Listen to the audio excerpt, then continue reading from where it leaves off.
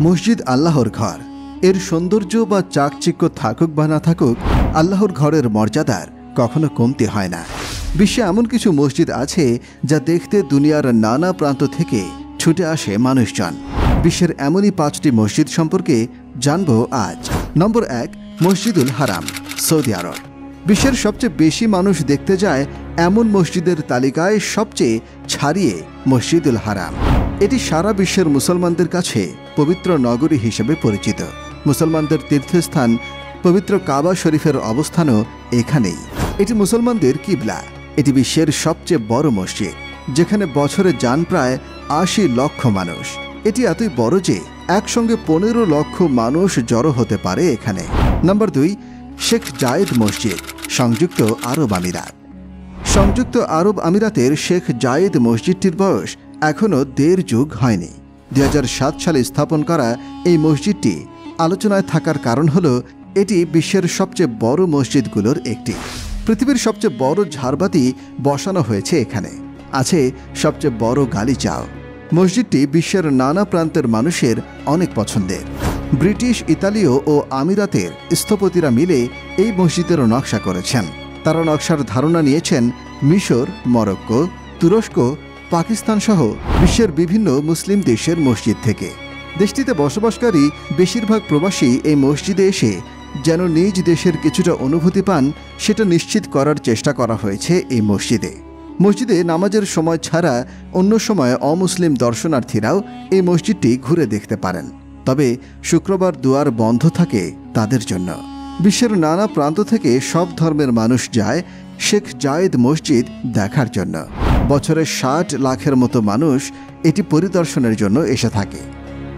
নম্বর 3, আয়া সোফিয়া, তুরস্ক। তুরস্কের ইস্তানবুলে আয়া সোফিয়া মসজিদটি এককালে ছিল গির্জা। 1461 সালে ফাতিহ সুলতান মোহাম্মদ কনস্টান্টিনোপল বিজয়ের পর স্থাপনাটি মসজিদে রূপান্তর করেন। ইস্তানবুল তথা গোটা ইউরোপের অন্যতম সুন্দর মসজিদ হিসেবে ধরা হয় এটিকে।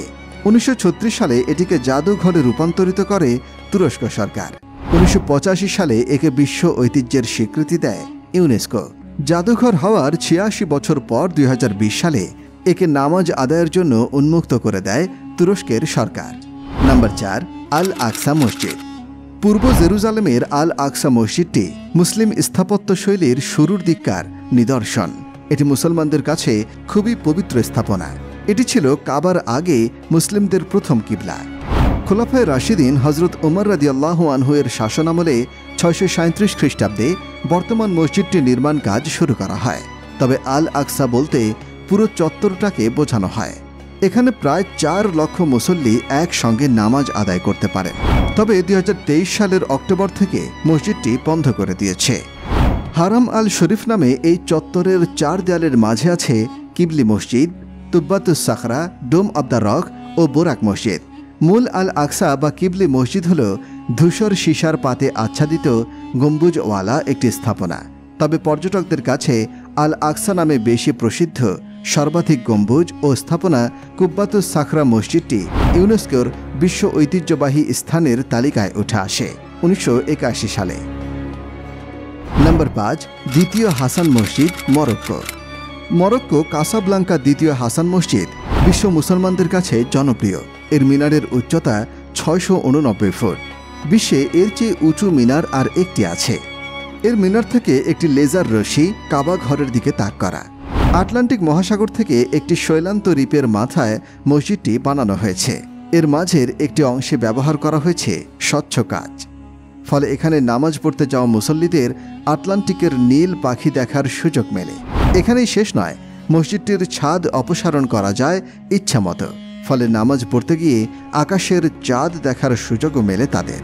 এর দেয়ালে মার্বেলেরও আছে চোখ ধাঁধানো কারুকাজ। মসজিদটিতে একসঙ্গে 1,05,000 মুসল্লি নামাজ পড়তে পারেন। বাদশাহ দ্বিতীয় হাসান এর তত্ত্বাবধানে নির্মিত মসজিদটির নকশা করেছিলেন ফরাসি স্থপতি মিশেল পিনশো।